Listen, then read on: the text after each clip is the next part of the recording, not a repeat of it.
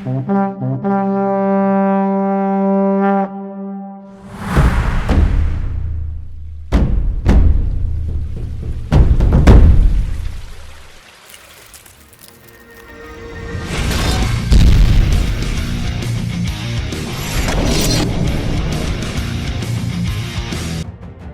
fellow makers, and welcome to a very Viking episode of Fiction Forge, the show that amps up your artistic arsenal. And as I'm sure you've already guessed by now, we'll be showing you how to make a badass Viking longboat from EVA foam. This is also a special episode for us because it's the first project we've made so far that's been involved with something outside of the channel. Recently there was an event called A Viking Thing that had a boat building competition going on. We figured, kill two birds with one stone, make a video, go to a party. And as it turned out, it was a pretty awesome way to get a bit more involved in our local crafting community here in South Africa. Yep, I think Floki would be proud of this one. Want to make a longboat for yourself? Here's what you'll need to get started.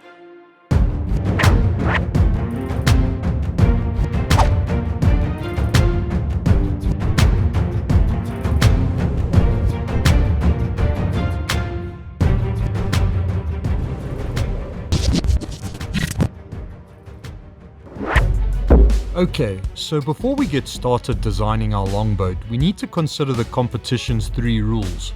It needs to be between 50 and 100 centimeters long, it must float for at least 45 seconds, and no materials that could be harmful to the environment.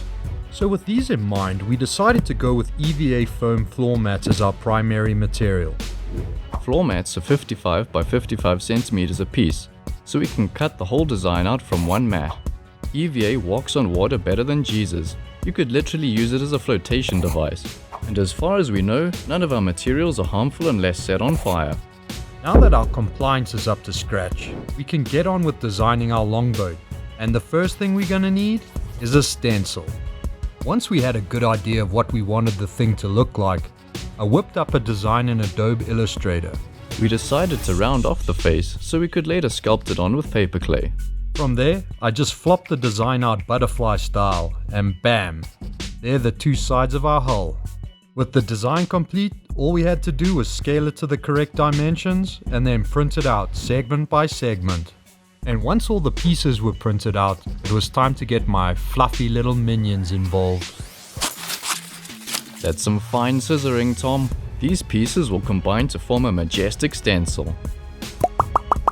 With the stencil in hand, we can go ahead and transfer the shape onto a floor mat.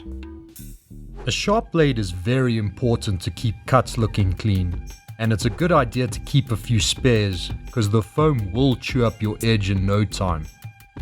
These curvy blades are also a lifesaver for cutting around corners. You just use small sawing movements and in no time you have the desired bend. Curvy blade equals a curvy cut. Makes sense? Once it's cut out, we'll use a Dremel with a sanding drum to remove the texture from part of the mat. We used an offcut that followed the curve of the boat to draw some guidelines for the planks on the hull. Then, using the Dremel and sanding drum again, we carved the planks into the hull, while simultaneously giving it a very wood-like texture. When using a rotary tool on foam, always go in the direction it's spinning. If you go against the grain, it digs holes. Then we used a heat gun to put the finishing touch on our texture. Not only does it close the cells, but it also opens up any cuts to enhance the look. The hull is ready to be stuck together, so we'll apply some super glue in the right spots, carefully line up the edges, and then press the 2 sides together till they stuck taut like a toiga. A bit more love from the sanding drum will neaten up the joins and create the wood texture on the rest of the boat. The area where our planks meet the bow and stern isn't too convincing, so let's do something to neaten it up. A strip of this thin EVA foam should do the trick. So I whip up another stencil on the computer to get the curves right, and then we transfer the shape into the foam. A bit more super glue easily secures the strip in place, and then we just trim off the excess. A few squares of foam stuck together with a hole drilled through the center will make an excellent base for the mast to sit in. Beveling the bottom of the base made for a good fit and an even better bond when we super glued it in place. It's time to make a deck out of some foam. So we'll follow the same process as before. Stencil, trace, and then cut out. And voila, a deck is born. Now's where it gets fun, creating the texture by scoring in some plank lines. Check out how the heat gun causes the grooves to open up and make the textures pop. As you probably know, a Viking longboat gets like 90% of its personality from the prow. That's just science. This is why we decided to use paper clay to just sculpt one, rather than take the risk and carve it out of foam. We'll put a link in the description if you're interested in seeing how we make our paper clay. We started off by adding a bit of paper clay, then letting it dry to serve as a base to help the rest stick. Then we added more paper clay to build up the shape, and when that was dry, we finished it off by adding the fine detail. No longboat is complete without a couple rows of badass shields. So to make them, we first put together a design that consisted of our logo and a wooden plank texture overlay. After scaling them to the right size and printing out a page's worth, we covered a thin sheet of foam with contact cement and then stuck them down. Once the glue was dry, we cut them out, and then gave them a coating of wood glue to stop the ink from running if they got wet. We then used a thumbtack to create the rounded center of the shield known as the shield boss. The tack will also be used to stick them to the hull. Now we're going to need a mast and sail.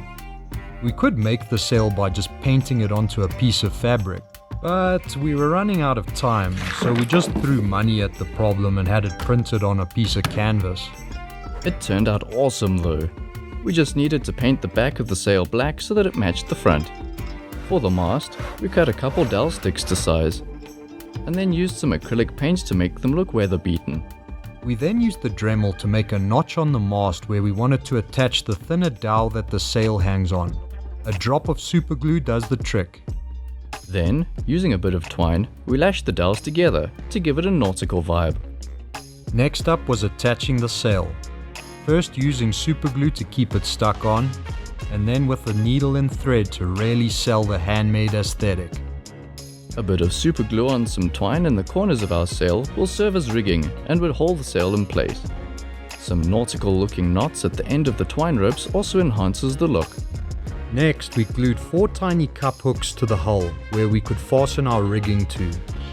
We were now ready to give everything a coat of paint. Remember, you can always add a bit of white or black paint to fine-tune your colors.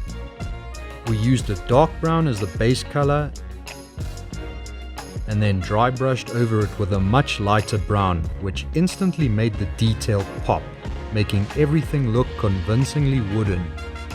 Using the brush stroke to mimic wood grain really helps on areas with less physical texture.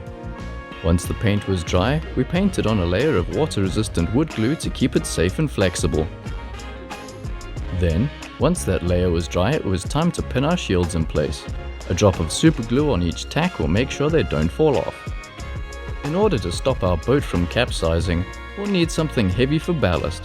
The Viking used piles of rocks. In our case, I think a bit of lead and copper should do the trick too. These Vikings are packing heat, yo. Some final assembly. Now let's see how she fares in the water. Look at her go. That's a thing of beauty.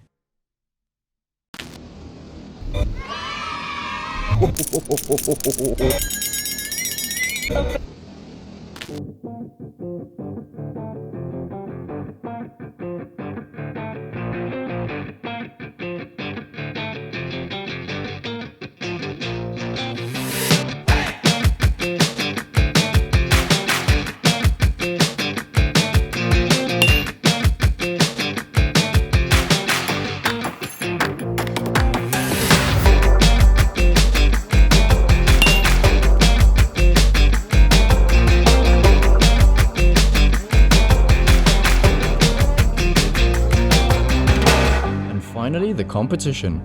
What would we be squaring off against? Can you believe we only came in second place? You know what the moral of the story is, Jim? It's possible to overcraft things, thus rendering them less convincing as handmade objects? No. Don't compete against kids. It's just not fashionable to beat them. That's true. Oh well, at least we got the meat and shot glasses, man. That's what's important.